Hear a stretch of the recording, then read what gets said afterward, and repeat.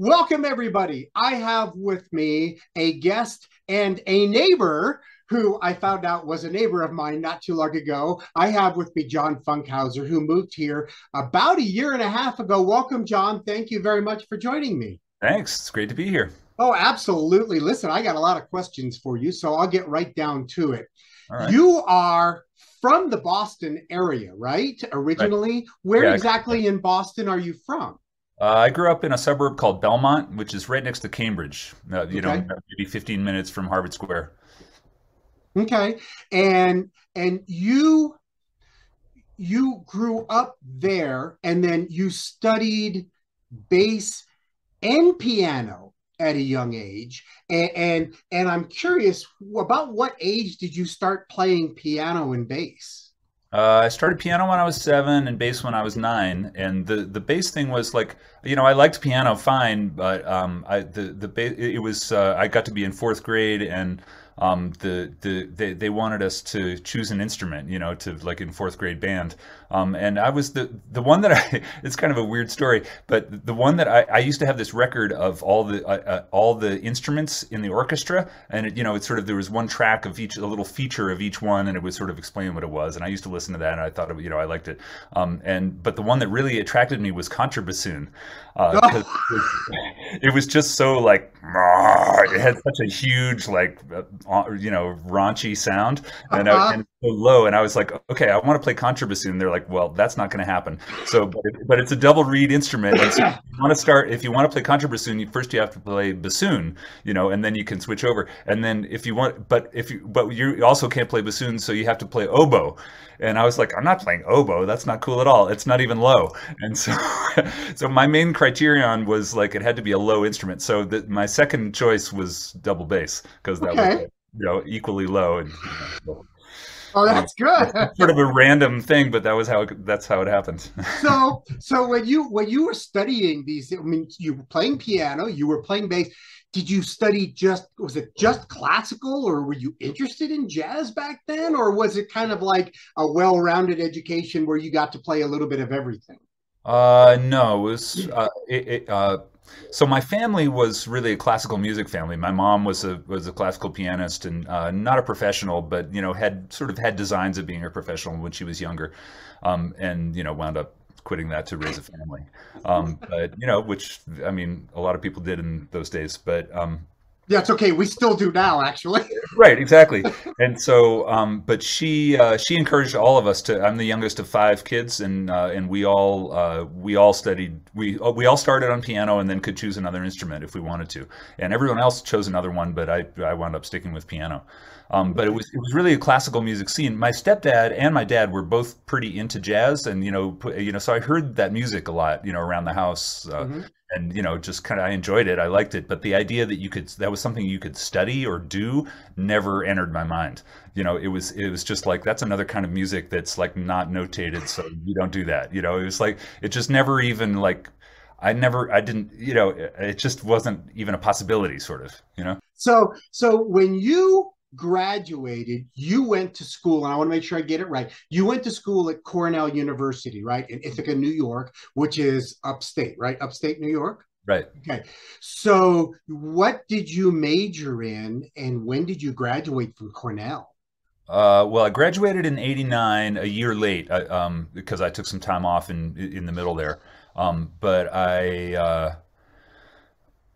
I majored in music theory, like classical music theory, and that was really sort of a default thing. Like when I went there because they had a good theory program, it was something that interested me, and I liked that and sort of musicology. And then I also had the thought that maybe I was going to be, as a music major, I was going to be a classical pianist. And my first semester there, I realized I was utterly and completely out of my league. And these are like, the thing that was so terrible about it is that my teacher was a grad student who was a classical piano grad student, and he was a student of this guy Malcolm Bilson, who's a very well-known classical pianist and especially interpreter of Mozart. And so it was a big deal to have Bilson on the faculty. And so I was studying with this guy who was one of his proteges. And I mean, everybody in the studio besides me was not a music major and was playing circles around me. So I was like, wait a second, this is really not going to go well. And so, so after my first semester, I bagged classical lessons altogether. And that was around the time that I started to get into jazz. I sort of started to dabble in jazz. I also played bass in a rock band. And I was doing various other things that, were kind of interesting to me. And I sang in the school choir, and we did like some tours, and that was really exciting. So, singing was a fun part of the whole thing. But it really was sort of, I majored in music theory it was sort of a default. It was like the easiest thing I could do. You know what I mean? You graduated, you said in 89. Yeah. And then from there, you went to the New England Conservatory of Music, where you graduated in 95. Right. So at Cornell, at the New England Conservatory of Music, what did you major in there? What was your master's? I took 3 years off to just sort of practice and kind of try to get it together. Because by the time I graduated Cornell, I was really serious about jazz piano, and I was like, okay, I'm doing this, but I need to really practice. If I'm going to go on and make a career out of this. So I knew I was late to it. I was a late bloomer, and as a jazz player. So I took some time off, and that was really productive, that time off. And I studied. I had just a single teacher, a jazz teacher that I just studied with him, and he was the one person that I was answering to, and it was really helpful. It was awesome. So then I applied to New England Conservatory. I got into the contemporary improvisation department, which is formerly third stream.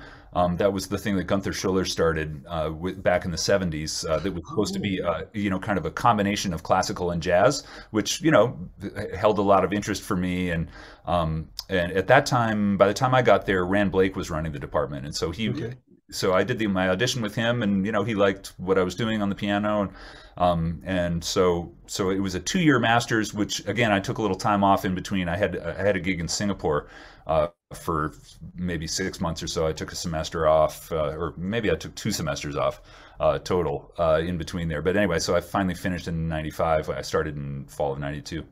Okay, well, it was a great experience. Cool place. So you spent time in Singapore doing what? What were you doing in Singapore? I had a jazz gig playing bass. We were playing in a lounge. It was like 6 nights a week, in the Westin Hotel. They had this kind of jazz lounge there, and it was a quintet, and it was all New England Conservatory students, and or actually there was a couple of Berkeley students also. But we all took some time off and went over there, and it was just sort of a random thing that the leader of the band, his girlfriend was from Singapore, and so she knew about this place, and she's like, hey, you should get a gig there, and whatever. So yeah. For 6 months, you guys gigged 6 nights a week playing. Yeah, it was a total of 9 months overall. It was like 2 stints of 4.5 months, and then we came back home in between. But so we really learned a lot of tunes. That's really where I learned tunes, because I tell you, it's not something that this is an experience that older musicians have this experience, but younger musicians don't really have this experience anymore of playing 6 nights a week in anything. There's just, those gigs don't really exist anymore. No. But it was a crazy experience because within a few weeks, you were like, okay, well, now what are we going to do? Now we've all gotten to know each other, music feels good. And then by 2 months, you're like, oh my God, I know every note I'm going to play before I play it, and everyone else knows every note I'm going to play before I play it, and I know every note they're going to play. It's just like, oh God, again. Well, that's when you have to expand your boundaries. Exactly. So we constantly were expanding our repertoire, and we actually would rehearse during the day sometimes, just to get new tunes, try to take on more sophisticated tunes like Spain, or not just play standards. And right. So a lot of us started writing music. We were doing our own original music, and so we did everything we could, but still by the end of the 4 months it was just like, oh God, get me out of here, I want to go home. And plus Singapore, I found a very stifling place, kind of culturally, because it's such a, it's very different from the US. That's a whole other conversation. But yeah, no, we won't go into that, but yeah, I could believe that. You're in a foreign country, you're working with 5 musicians all playing on a regular basis. I could see how that could get really, really quickly, stagnant. And so then you have to almost start to reinvent yourself and reinvent the group and reinvent how you're playing. And I bet that was interesting. It was Yeah. amazing, yeah. And that's Okay. really where so the first time I went on bass, and that's where I really learned how to play bass. Is the drummer was amazing, and he really pushed me, and pushed me to get my time together, and all kinds of other stuff. It was a great experience. In 2000, you accepted a teaching position at the Berkeley School of Music, right? So Right, yeah. what did you do in 2001. between? What did you do between 95 and you said 2001? So Oh yeah. what did you do in between that time you finished college and you started teaching at Berkeley? Yeah, finished New England Conservatory. Right. First, I went back to Singapore for 4 months. Well, first, I got married. Um, Oh, just right around the time that I graduated, or a couple of months after I graduated from NEC. And then, so my wife and and then we were going back to Singapore. So my wife put all her stuff in storage. We both put all our stuff in storage. She quit her job and she came along to Singapore, and she just sort of lounged around for 4.5 months. And that got old for her, so she wound up getting some teaching work and teaching English, to various people in Singapore. But then when that was done, then we backpacked in around Southeast Asia for 5 months. I left my bass there at the hotel, and just sort of packed stuff in storage, and then just took backpacks with us and went. It was amazing. I spent 2 months in Indonesia, and went to Thailand and Malaysia and India and Nepal. And it was, all of it was just super. It was amazing. And it was a nice test of our new marriage, to be together constantly for 5 months, literally like as the only people that either of us knew, everywhere we went. So, and we made it through that. So, and now we're still together after however many years that is. 27. Okay, so you did that. So we did Then that, and what? then we came back. Then we moved to New York. And my dream was to live in New York for a while after, because I had been in Boston mostly, and then in upstate, but I had never been in the city, and and that's where it's all happening. Right. So I really wanted to experience that. So we spent 4 years there, and then it was in 2000. My wife actually was the reason that we moved. She got a job in Boston, just this really nice job offer at Brigham and Women's, that's a hospital there, Hmm. doing research, doing cancer research. Or no, yeah, it was cancer research. And it was a really cool opportunity, and I think we both were feeling like, we had just had a young child, and the whole thing of raising a child in New a York good school City. system, that's not the middle of Manhattan, and it's so expensive, New York. It all just seemed kind of a little too much after we had lived there for a while and gotten, taken the pulse of the place. So we decided we would move to Boston, which to me was the sort of the second best place musically that I could be, for given the kind of music that I was into and stuff. So, and plus I had a whole bunch of connections in Boston already, so I wouldn't be starting from ground zero. So we moved up, and she took her job, and for the first while, I didn't teach at all. I just took care of our daughter. I was a stay-at-home dad guy for about a year, and then I got this opportunity to teach at Berkeley.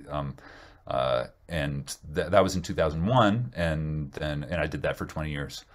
Wow. Okay. And so what were your main duties at At Berkeley? I'm Berkeley. assuming you taught, you taught since you were a music theory person, I assume you taught music theory. What else did you teach? Yeah, I mean, the way it works at Berkeley is that you're hired by a certain department, and then and you do most of your teaching there, and then you can, once you get your feet wet, then you can sort of branch out a little bit, but you always are going to teach at least half of your hours in your home department. So my home Okay. department was ear training.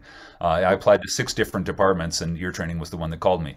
So ear training is, as you may know, but maybe not all of your listeners know, that ear training is basically just a basic musicianship kind of thing, where you're learning to sight sing, to look at a piece of music and hear what it's going to sound like in your head, so that aspect, and then you're also listening to music and writing down what that would be. So it's kind of, which is two sides of the same coin, and ultimately they help each other. As Hmm. your transcription skills get better, your reading skills get better, and all that kind of thing.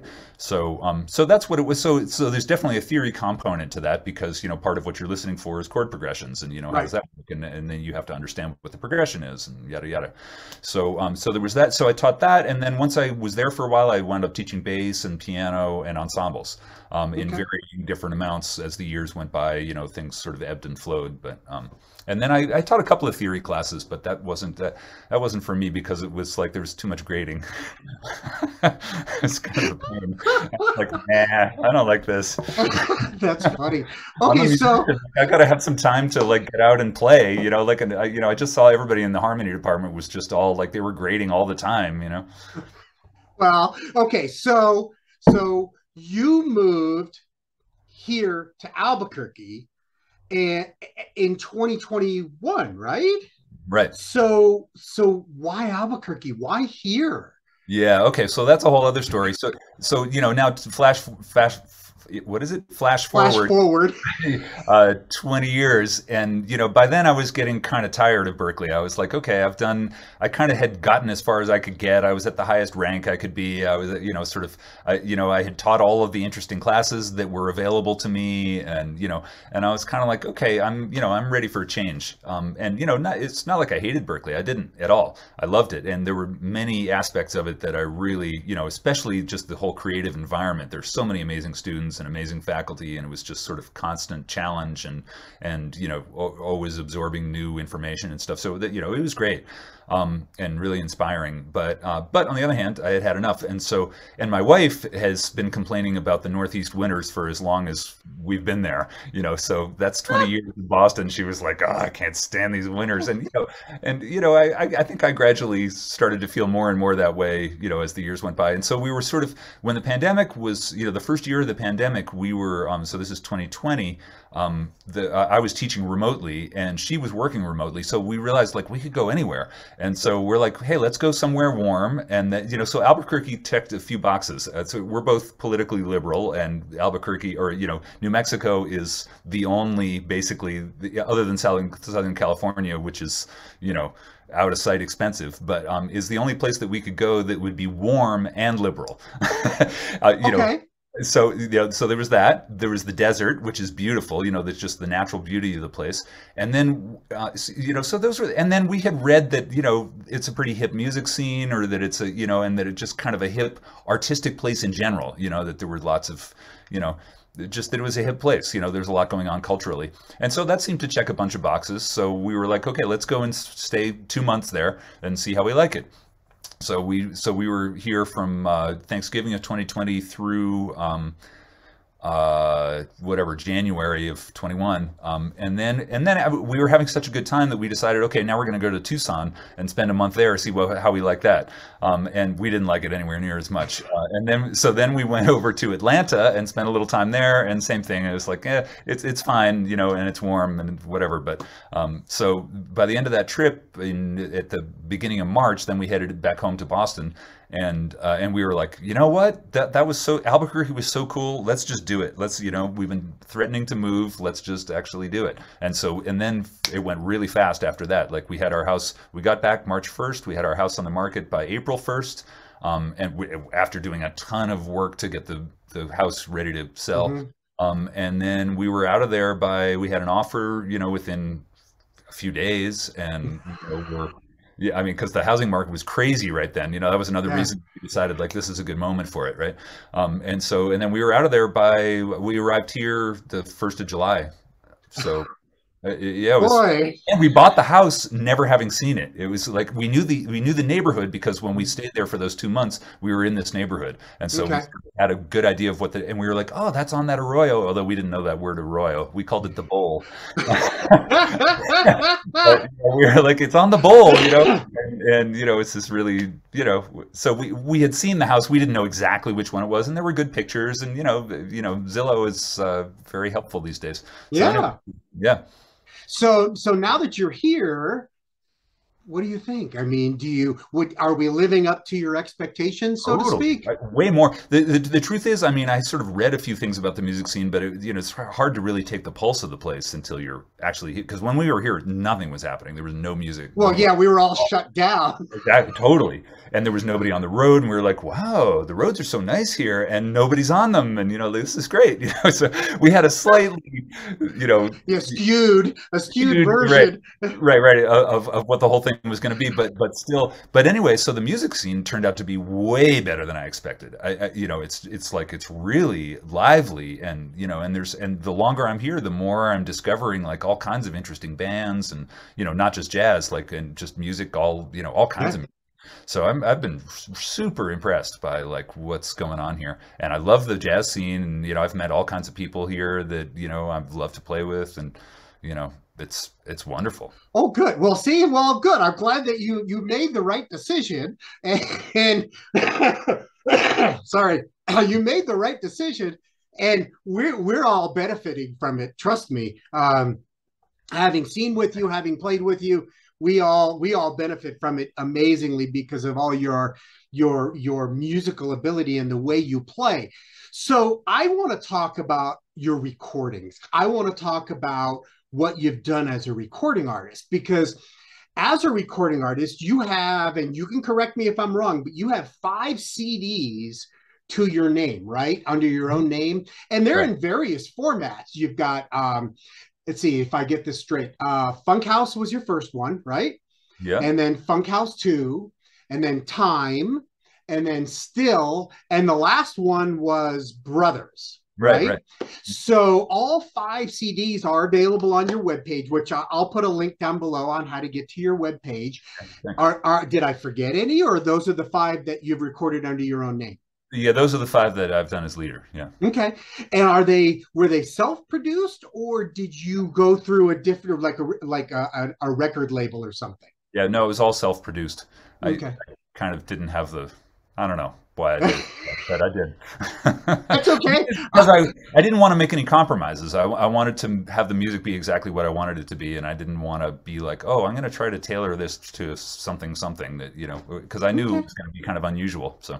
Well, and it's funny because, and I think I said this to you the other night when we were at the Wednesday jam session, that all your albums, you don't pigeonhole yourself. You have everything on them. I mean, one track will be a piano jazz trio, and the next track will be something almost Pat Metheny-like, and then you've got straight ahead jazz, you've got with a horn player or a couple of horn players. I mean, it's a well-rounded group of recordings. My compliments to you, because I've had a chance to listen to them. I found them on Spotify, and absolutely amazing. My compliments to you. I love to listen to them. Oh, thanks. I'm glad you like them. Yeah, they're fun too. So do you have, out of those 5 CDs, do you have a favorite one out of all of them, or you just love them all as much as each other? I think honestly my favorite one is Funkhouse 2, which is probably in some ways the least accessible in terms of, it's just almost the whole record is 2 long suites. And there's one, the first suite is really long, it's like 45 minutes, and then and that's all through composed, and I spent months writing the music for that, and then practicing it, because especially in those days, I was writing things that would be challenging to me and challenging to the group, to just kind of try to get us up to a higher level. And so I had to spent a lot of time just practicing the music to get it to the point where it was where we could perform the 45-minute thing, start to finish, and it would be one full set of whatever gig we were on. And it was, it was fun because it was a journey, and I think it kind of scratched an itch for me of this thing of classical music, and the way it, like a symphony will start here and then go to here, to here, to here. And some of my favorite improvised music is like that too, like Yes, Tales of Topographic Oceans, and the Jethro Tull record, what's the name of that record? Thick as a Brick. Oh yeah. Some of those sort of epic, the Who, Tommy, and Quadrophenia, like right. So I was listening to a lot of that kind of stuff, and then also Mingus, like there's some like Black Sand and the Sinner Lady, like some of these right. longer pieces. I was really interested in that kind of thing, and I think right. it came from having listened to a lot of classical music as a little kid. It just sort of was in there in my gut, and so I wanted to create something like that, and so so that's what this 45-minute suite was.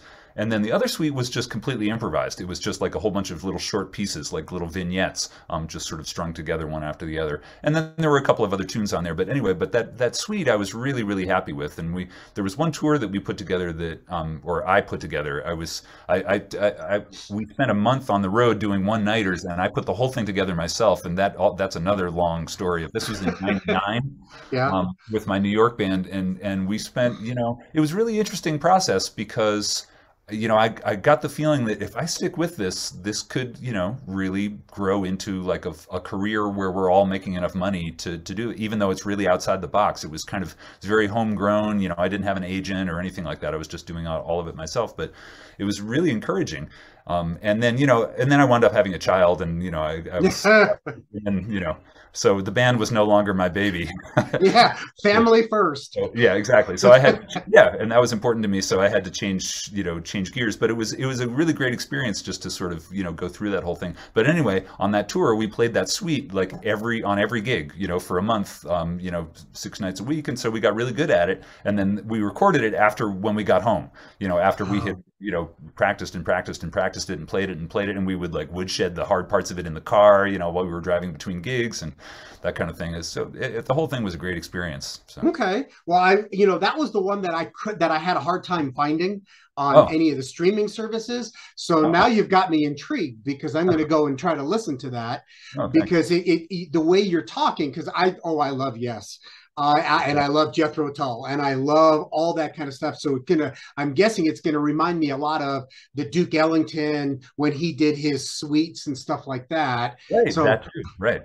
Yeah, I'm gonna have to see if I can find that somewhere, and if not, I'm just gonna have to buy it from you. You'll find it. It's on Spotify, I'm pretty sure. Okay, I will look again.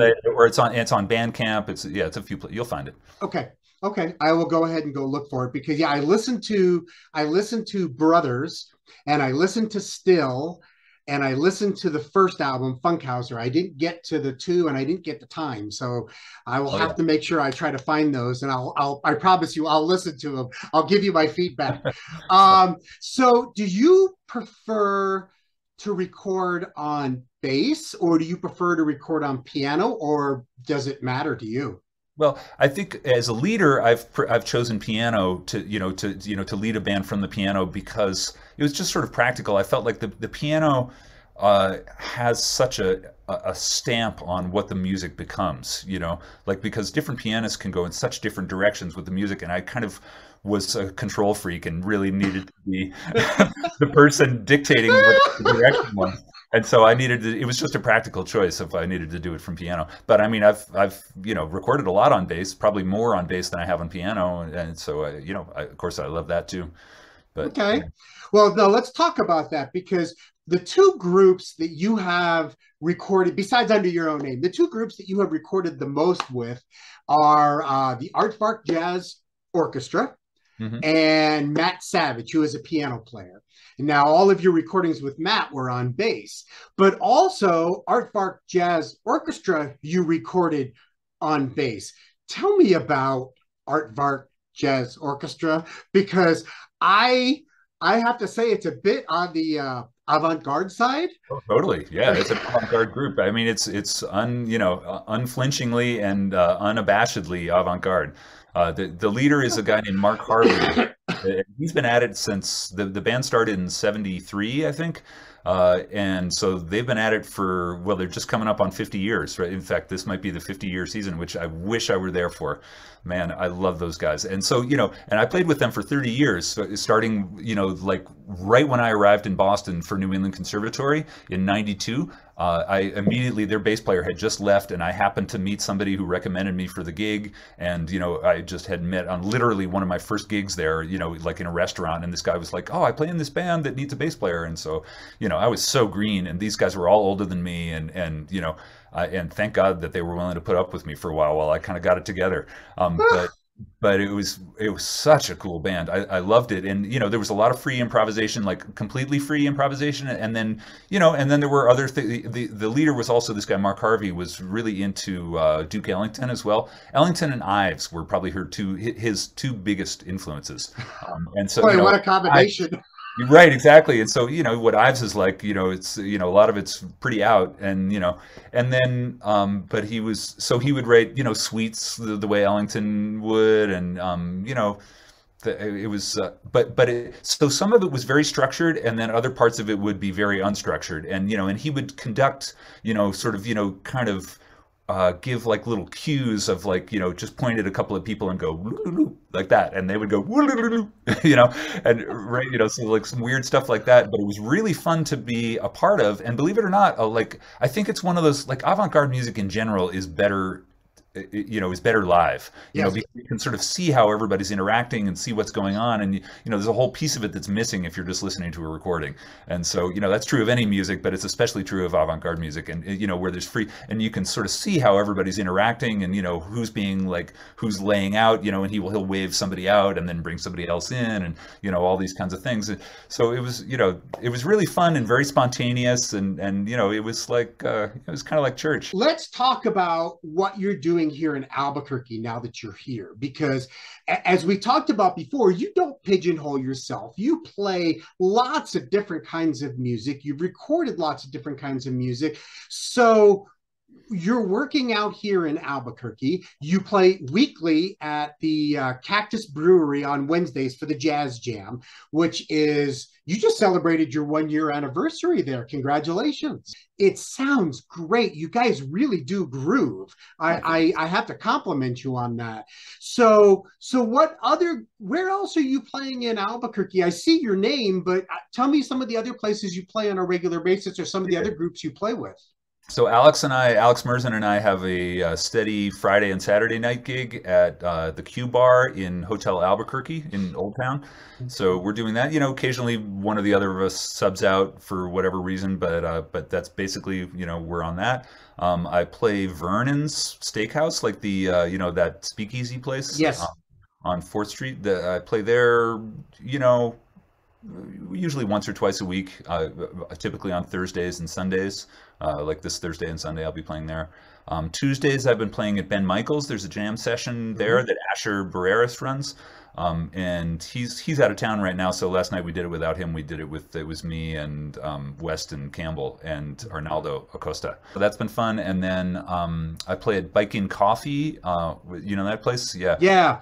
So I play there on every Thursday morning, and then often on Sunday afternoons, or sort of midday as well. Boy, you sure are keeping busy now that you're here. Yeah, exactly. I know. I love it. It's a blessing.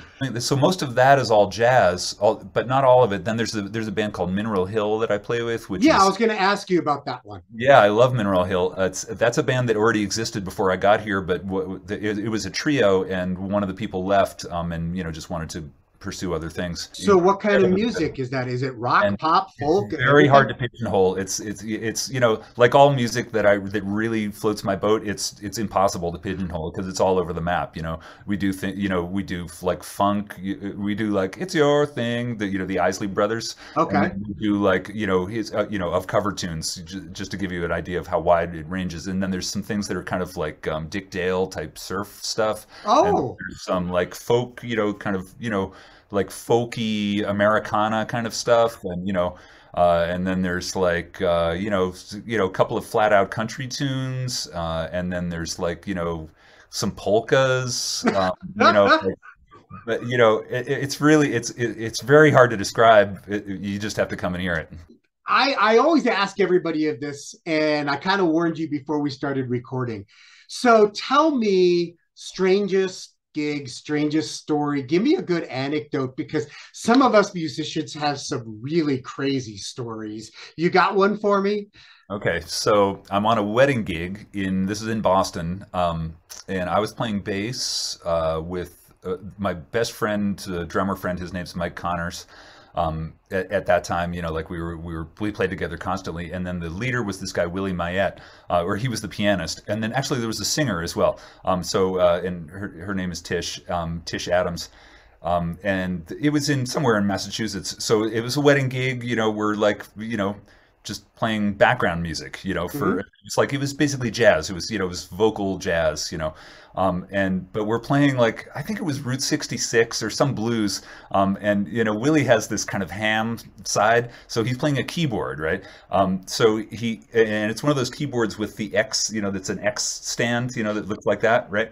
And so he's playing, he's taking a solo on, and really getting into it, and it was kind of like an R&B type of version, like a really heavy shuffle, and he's like getting into his, he's playing and getting really into it. He's like, screw it, and gets up and starts gets up on the keyboard, like on the stand, and starts rolling around on there. And then the stand completely, remind you, this is a wedding gig. So the stand then collapses, and now he's on the floor, like but really on the ground, because we were outside, like under a tent, and so like now he's on the on the grass, like rolling around in it, and the keyboard's just like making noises, and Mike and I are just howling, and we were laughing, we couldn't believe, we were laughing so hard we couldn't breathe, but somehow we managed to keep the groove going and just keep go, right, and and then Willie gets back up in his chair, puts the keyboard on his lap, and keeps on soloing. And he's like, he's still not done. And he's going, with his keyboard on his lap, like, utter insanity. And somehow we managed to, and Tish is up there, right? This was just supposed to be a little short solo, right? Tish is just like, she didn't know, and she's the front person, right? So she has to kind of keep a smile on her face while Willie is just going completely nuts. So somehow we actually finished the tune, and but I think that was probably my favorite moment of all time.